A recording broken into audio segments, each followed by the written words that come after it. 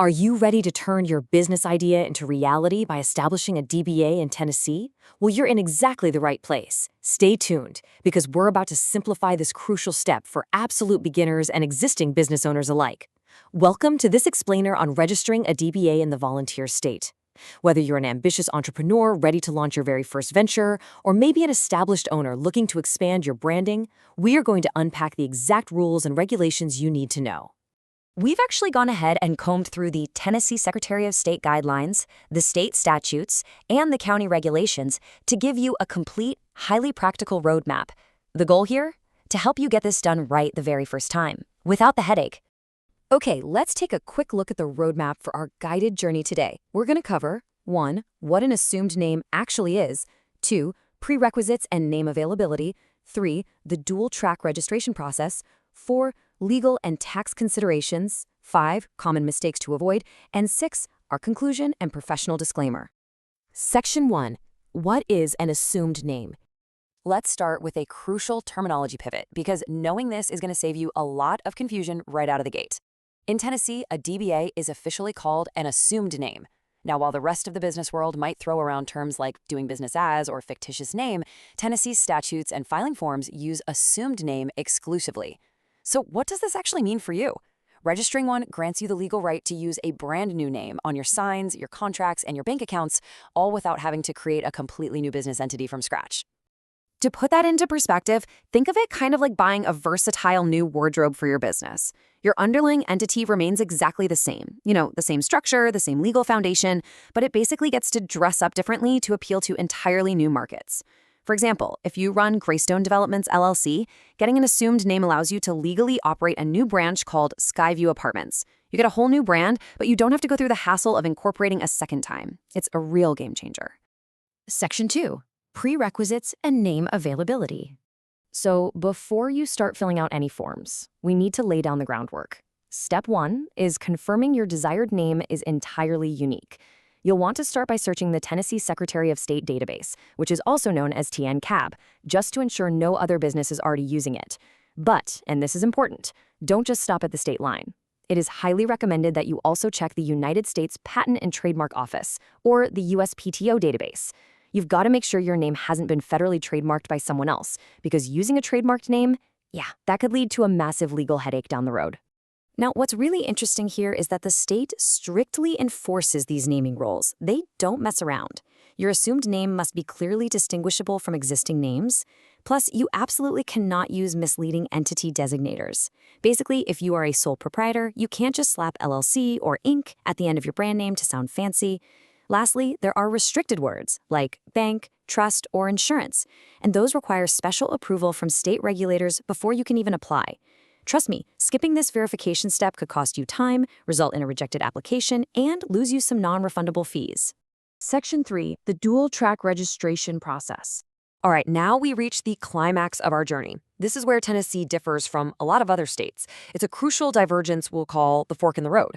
Here's how it works. If you are a formally registered entity, like an LLC, a corporation, or a limited partnership, you go left and you file directly with the state. But if you are an unincorporated business, like a sole proprietorship or a general partnership, you go right and you file locally with your county clerk. You literally cannot cross these paths, so it's super important to know which one you're on. Let's look at the state path first. For those of you who already have an LLC or corporation, you'll be filing your paperwork directly with the Tennessee Secretary of State, Division of Business Services. This creates a really nice, centralized, statewide registry for your assumed brand name. The process here is pretty straightforward.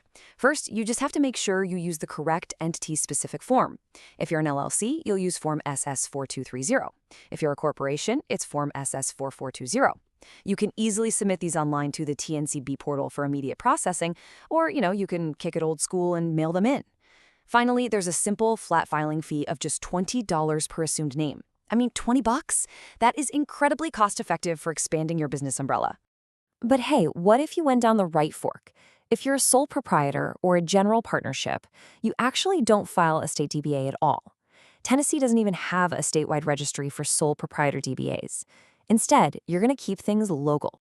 So for the county path, you register your assumed name simply by applying for a business tax license right in the county where you primarily do business. You just list your desired assumed name right there on the application. The local fee is generally around $15. And the cool thing here is that this not only registers your public-facing name, but it also sets you up to properly collect state and county sales taxes at the same time. Section 4. Legal and tax considerations. Okay, as we bring both paths back together, there's a major recent change all Tennessee business owners really need to know about. Under the newly implemented Tennessee Works Tax Act, only businesses pulling in over $100,000 in annual gross receipts per jurisdiction are required to file an annual standard business tax return. Now, you definitely need to keep in mind that a DBA is strictly for branding. It changes absolutely nothing about how your business is structured for taxes or liability. Because it's not a separate entity, you usually don't even need a new employer identification number or EIN from the IRS. Also, if your gross receipts fall between $3,000 and that $100,000 threshold we just talked about, you just need an annual $15 minimal activity license from your county, rather than having to file a full tax return. Section 5. Common mistakes to avoid. Let's safeguard your journey for a second and talk about the traps that catch a lot of Tennessee business owners completely off guard. First, like we covered, sole proprietors who try to file with a state, they're just going to get their paperwork rejected. Second, and please listen closely because this is massive, there is this huge false belief out there that an assumed name provides personal liability protection. It absolutely does not. If you want asset protection, you have to form an LLC or a corporation. And third, skipping that federal trademark search, that can literally result in you investing thousands of dollars into a brand name that you are legally forced to abandon later on. No one wants that. And here is a number you absolutely must remember. 5 years. If you're a registered entity filing with the state, your assumed name is not permanent. It actually expires every 5 years. So you have to actively renew it by filing a renewal application and paying another $20 fee.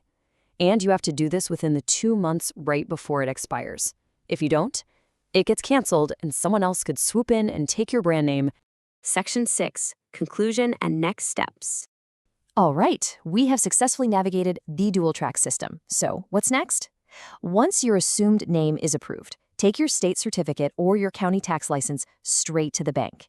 Financial institutions will strictly require this official proof before they let you open a business checking account in your new name.